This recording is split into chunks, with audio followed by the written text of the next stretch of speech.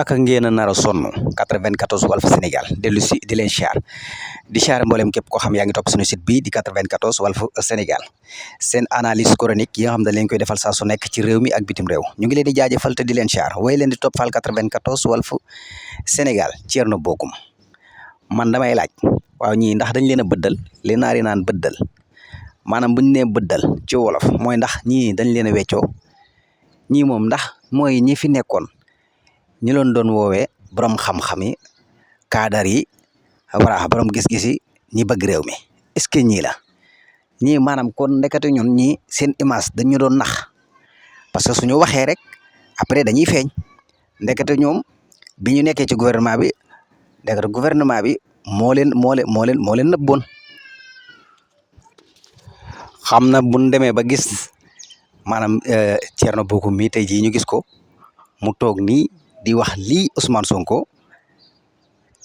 ci koo xam ne nii dañ ni moom cadre la borom xam-xam la dafay jaaxal ñi nga xam ne ni dañuy gëstu ci xam-xam ak dañuy topp tamit borom xam-xam yi moo tax mu jaaxal ndax moom bëddaluñ ko ndax moom sensé wuñ ko ku ñu bëddal la ku ñu sensé la est-ce que Thierno Bocoum mañ xamoon la voilà loolu tamit laaj la ñun moom wax dëgg yàlla loolu jaaxal nañu daal voilà léegi da ngay xool ni kon xoolal tey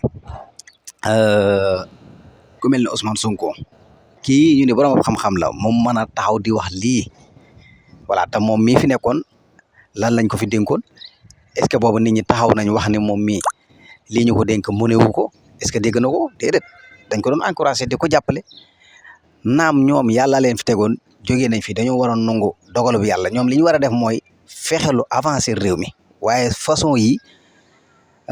wala borom xam-xam yi ñu leen koy ji ñu mën a toog ñoom di xajamal dafa ñuy jaaxal vraiment wax dëgg yàlla Thierno Bocoum yow vraiment sa image yàq nga ko quoi voilà parce que li tax yàq nga ko mooy yow wóoroo woon a sax dugg ci façon yi wax dëgg yàlla xaare woon la ko woon fii daal Ousmane mi ngay wax nag yàgg naa xeexal réew mi yàgg naa tamit jàppale waa réew mi yàgg nañ ko fay salaire am mu delloowaat ko ci réew mi jox nañ ko fi ay billet avion mu delloo ko wax ndax loolu yëpp c'est parce que lan la xam na ne am nañu ko yelloo kan loolu yëpp c'est parce que lan la kan loolu boo ci waxoon sax dana nekk loo xam ne ni lu am solo lay doon waaye da ngeen fiy bàyyi li Ousmane Sonko def di wax loo xam ne ni wax dëgg yàlla dafa xaw a suufe daal vraiment voilà ndax bu ne Ousmane Sonko salaire am da ko doon dagg di ko delloo ci jaam ñi loolu matoon nay wax kuy def conférence de presse ci yéen ñi di leen wax loolu doon su ko defee nag mu nekk loo xam ne ni nit ñi dana xam ne yow kii ngay songu ko dara lu dul bëgg a wax li nga bëgg a wax muy li nga xam ne ni moom nga jàpp ci sa bopp moom nga jàpp ci sa xel waaye daal na ngeen xam ne Ousmane moom am na njariñ lool ci peuple bi moo tax peuple bi jox ko bopp te yàlla nag du jaawale te du juum tamit ñun doomu aadama yi kay ñoo am sunu matay di jaawale ba pare di cuum waaye